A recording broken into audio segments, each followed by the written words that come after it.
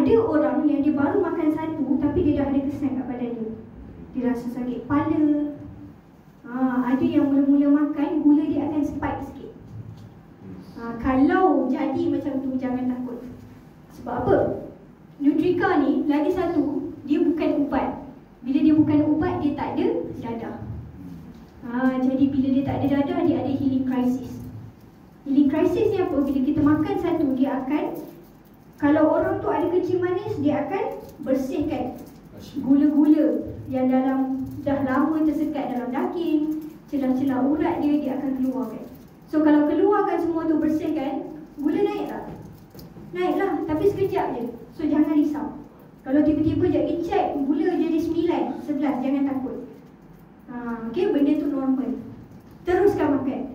Nanti dia akan turun gradually dan dia akan jadi normal. Sebab kena bersihkan. Punca apa ni, orang kata proses yang pertama bila dia buat, bila masuk badan kita adalah pembersihan.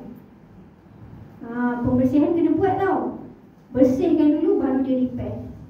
Kalau tak bersih boleh repair tak? Tak. Okay? So jangan takut. Ada orang yang makan mula-mula dia demam, pun jangan takut. Sebab toksik-toksik dalam badan tu dia tengah keluar kan. Alright? So itu dia adalah Nutrika.